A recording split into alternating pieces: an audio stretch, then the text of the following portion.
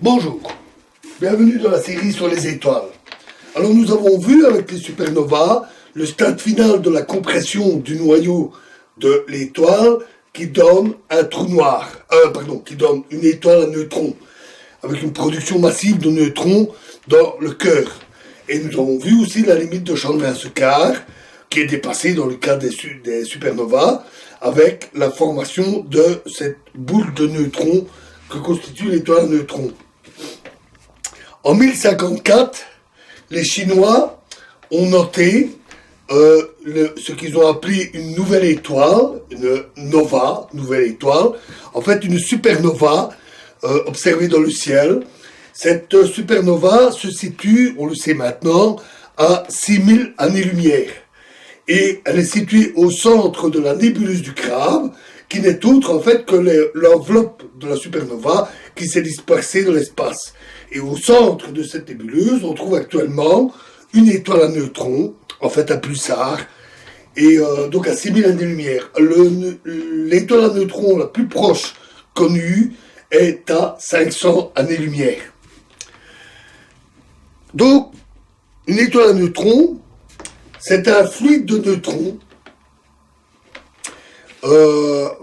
quasiment que des neutrons, et les neutrons sont 1000 fois plus massifs que les électrons. Ce qui fait qu'ils ont beaucoup plus d'états quantiques dans lesquels se disposer.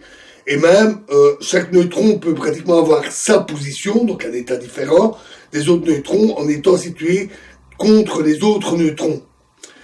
Ce qui fait que l'étoile peut être beaucoup plus compacte, tout en ayant une pression de Fermi encore plus grande.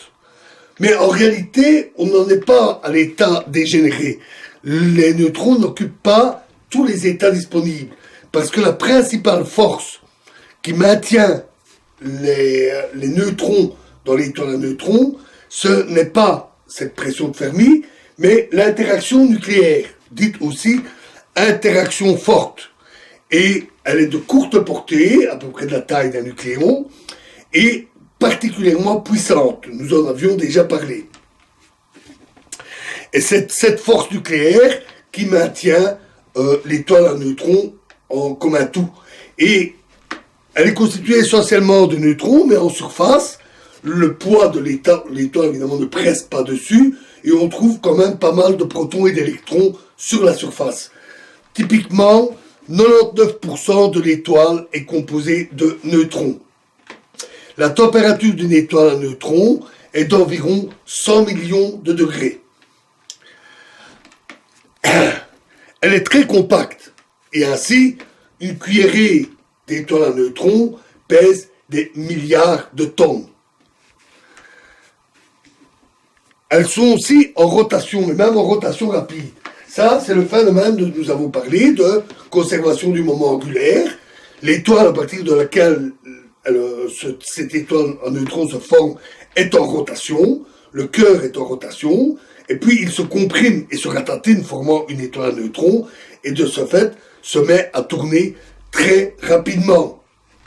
On a des étoiles à neutrons qui font ainsi un tour sur elles-mêmes en 10 secondes, mais il y en a d'autres qui font jusqu'à 1000 tours par seconde. 1000 tours par seconde. Courte journée, 1 millième de seconde. Ces étoiles à neutrons qui font 1000 tours par seconde, ou un peu plus, sont dites étoiles ou pulsars millisecondes, et ça ne va pas beaucoup plus loin parce que c'est limité par la force centrifuge. Si la force centrifuge était trop grande, l'étoile éclaterait.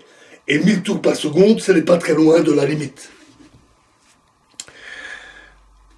À noter que, comme je l'ai dit, l'étoile n'occupe pas tous les états quantiques, ce n'est pas une matière dégénérée, et avec le vieillissement de l'étoile, la baisse progressive de température, cela peut provoquer des changements de structure interne de l'étoile à neutrons, et il est fréquent qu'elle soit soumise à de forts craquements et des tremblements d'étoiles à neutrons, qui dégagent une énergie absolument fabuleuse. La gravité à la surface est énorme, colossale. plus petites aspérités, les plus grosses aspérités qu'on peut y trouver, ne font que 1 micron, 1 millième de millimètre. Petite montagne.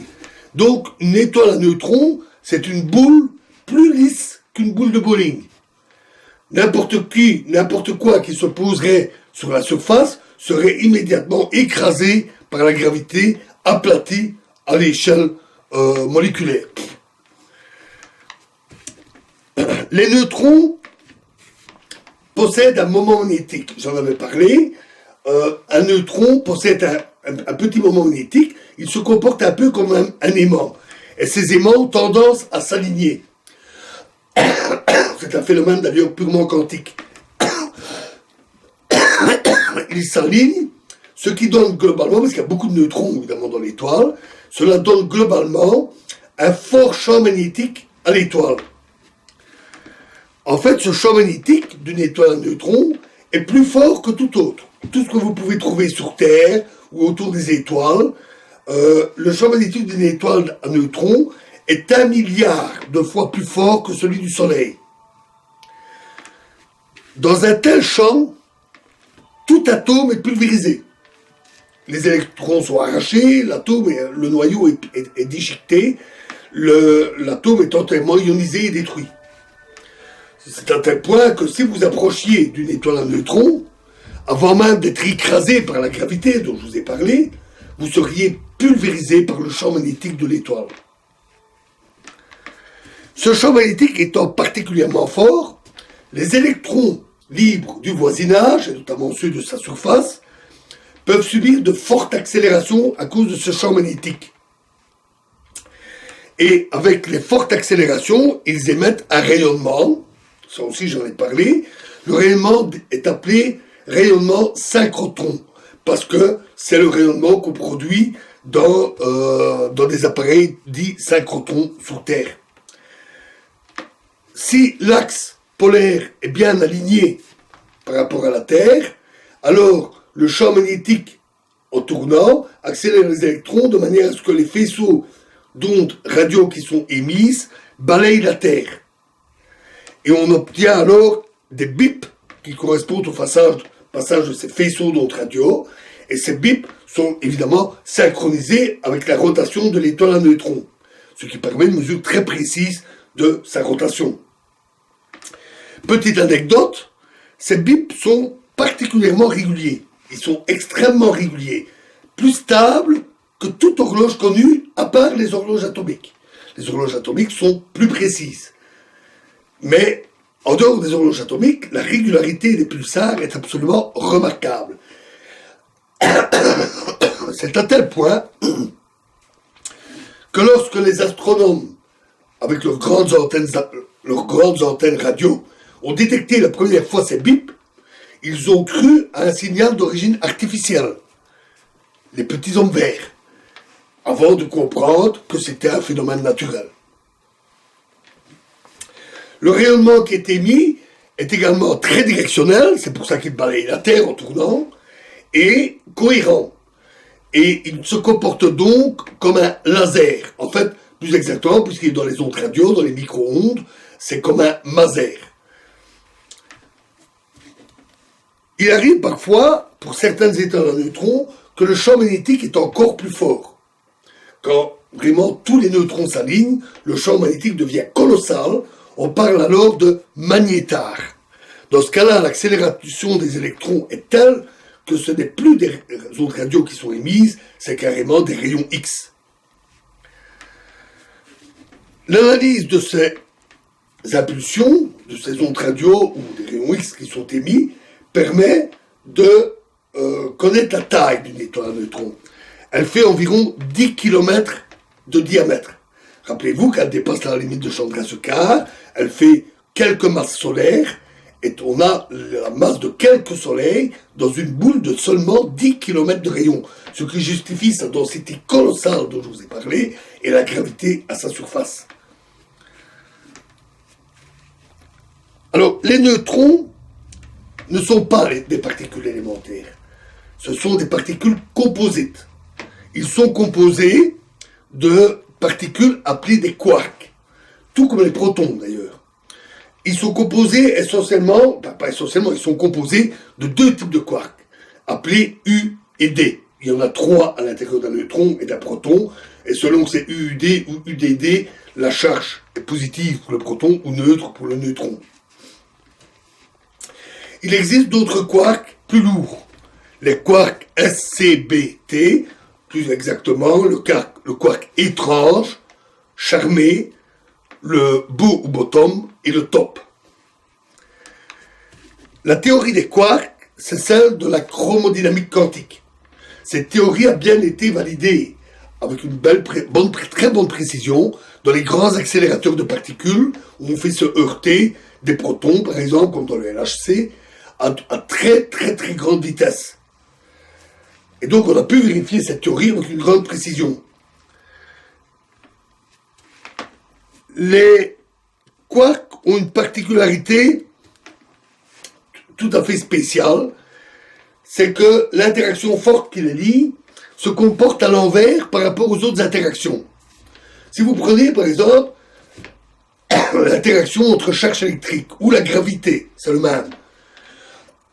Quand vous éloignez ces objets, la force qui les repousse ou qui les attire diminue comme le carré de la distance. 4 fois plus loin, 16 fois plus faible.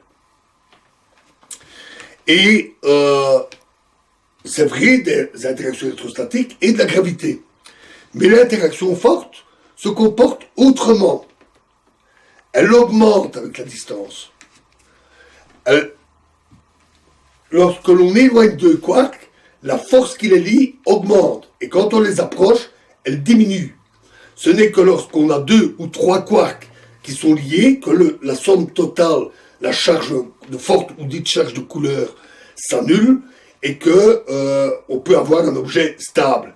Et un neutron ou un proton sont de cette nature. La force qui les lie, la force nucléaire, est une force résiduelle qui est à courte portée. L'interaction forte, elle, est très puissante. Et supposons maintenant que vous ayez une grande collection de quarks très dense. Dans ce cas-là, les quarks sont très proches les uns des autres et donc la force devient très faible. Et ces quarks se comportent comme des particules libres. Ce qui est assez étonnant. Plus c'est dense et plus ils sont libres. En fait, ce phénomène porte même un nom, c'est ce qu'on appelle la liberté asymptotique. Et on a pu le mettre en évidence en laboratoire. Comment ils l'ont fait ? En envoyant, non pas cette fois-ci des particules, mais des noyaux d'atomes, par exemple des noyaux de plomb, des noyaux d'or, très lourds, ionisés, et en envoyant ces noyaux les uns contre les autres avec une vitesse énorme. Dans ce cas-là, pendant une fraction de seconde, on a la formation de ce qu'on appelle une boule de glu ou une boule de quark, qui est une soupe de quark où les quarks sont quasiment libres. En fait, ça se comporte plutôt comme un superfluide, mais peu importe. On a pu ainsi vérifier le phénomène.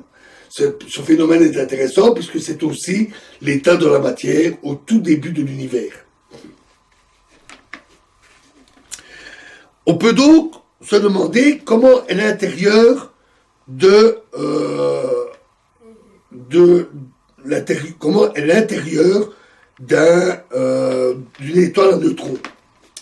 Mais là, c'est particulièrement difficile parce que l'interaction forte, la chromodynamique quantique, est une théorie difficile. Dans des états de collision à très haute énergie, elle se comporte de manière relativement raisonnable, mais les calculs sont menables.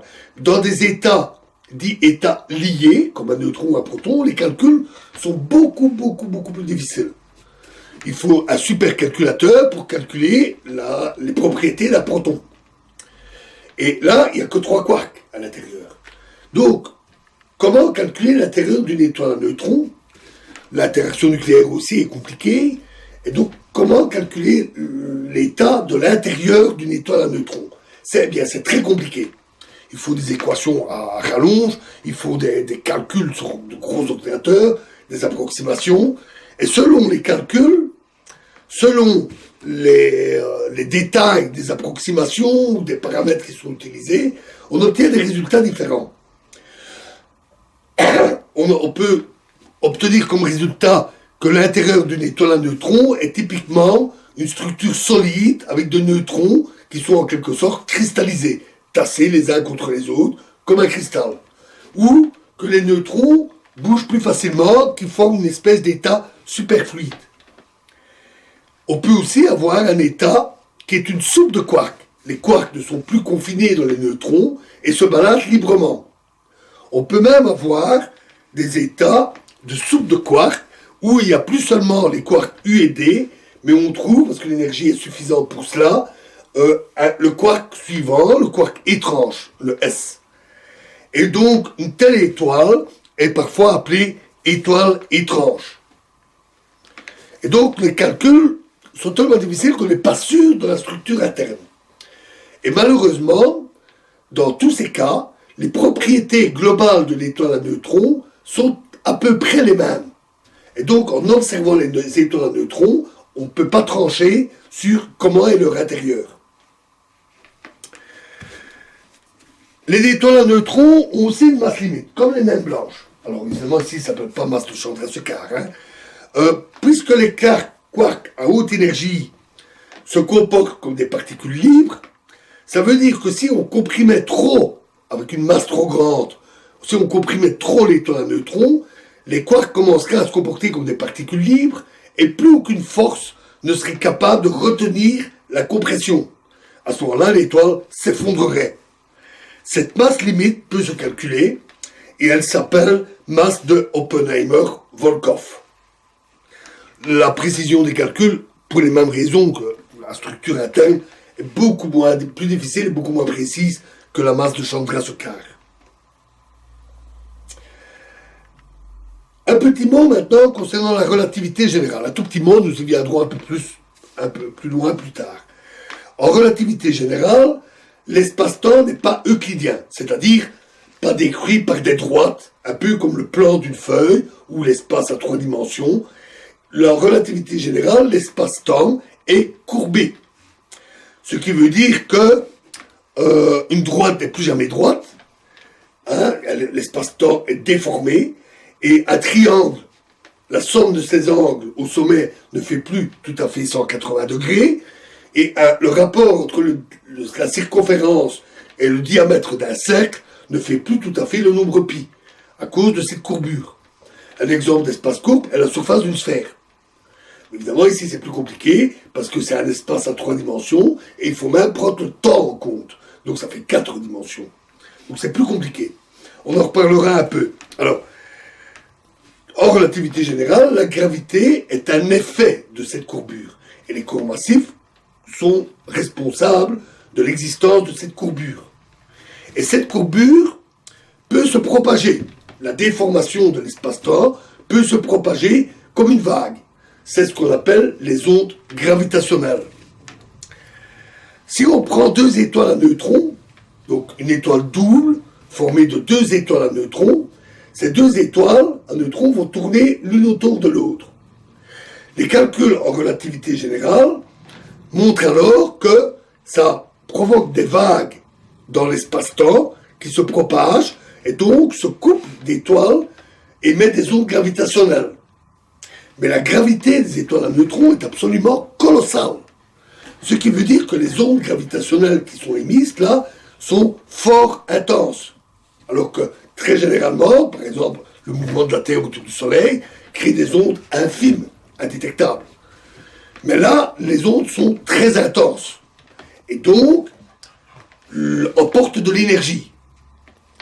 De fait, cela ralentit les étoiles à neutrons, qui vont alors se rapprocher petit à petit. En se rapprochant, l'accélération de la rotation augmente. Et à cause de la conservation du moment angulaire, la rotation des 2 étoiles à neutrons sur elles-mêmes, elle, ralentit, compensant la rotation des 2 étoiles à neutrons l'une autour de l'autre. Et donc, si ce sont des pulsars, ou si une des deux est un pulsar, on doit observer un ralentissement progressif au cours du temps de l'étoile du pulsar, de l'étoile à neutrons. Rappelez-vous, je vous l'ai dit, la fréquence, les bips du pulsar sont d'une extraordinaire régularité.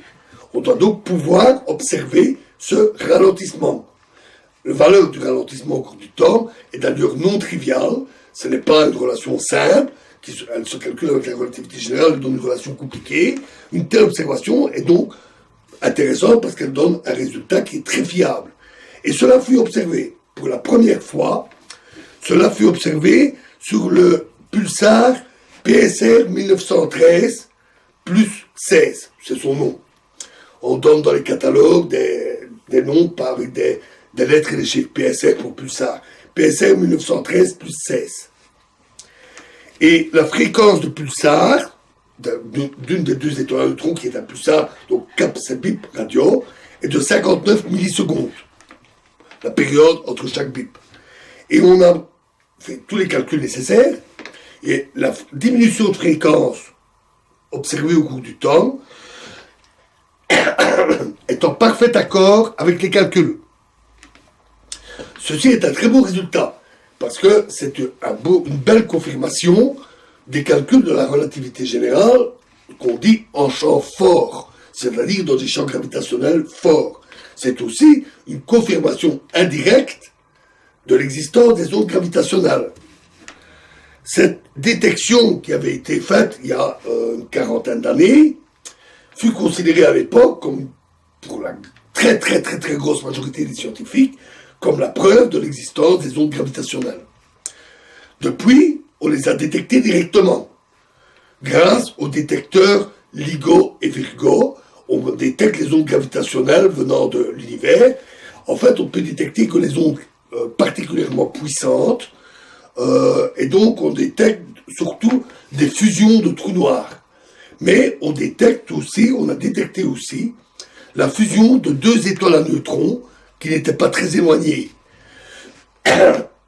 De fait, dès qu'ils ont détecté ça, ils ont braqué tous les télescopes, tous les satellites, toutes les sondes pour capter ce qui venait de là-bas. Et on a capté le phénomène dans le domaine des rayons X, dans le domaine des rayons gamma, dans le domaine de la lumière visible, les infrarouges, etc. On a tout observé. C'est ce qu'on appelle la naissance de l'astronomie multimessager. Et ça a apporté beaucoup d'informations sur cette fusion de deux étoiles à neutrons, donc le stade final de leur rotation. Elles se rapprochent en émettant des ondes gravitationnelles et elles finissent par se toucher et fusionner.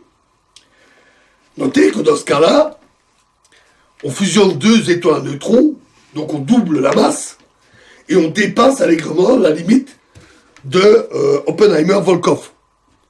Donc là, boum, effondrement. Et donc, on atteint le stade de trou noir. Et donc voilà, pour nos étoiles à neutrons. Et donc dans la prochaine vidéo, nous allons attaquer les trous noirs. Mais les trous noirs, ce sont des objets particulièrement exotiques. Ils sont très contre-intuitifs et font abondamment appel aux propriétés de la relativité. Il est impossible de faire l'impasse sur la relativité tant la gravité y est énorme. Et donc, nous commencerons d'abord par parler de la relativité. Alors, vous avez peut-être vu que j'avais une série de vidéos sur la relativité. Vous l'avez peut-être suivie, ou vous pouvez la suivre, mais attention, elle est technique. Ce n'est pas de la vulgarisation.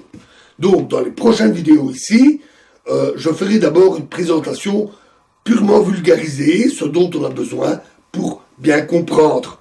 Et si cela vous convient, si cela vous suffit, vous pouvez continuer donc à regarder ces vidéos de vulgarisation. Je vous remercie.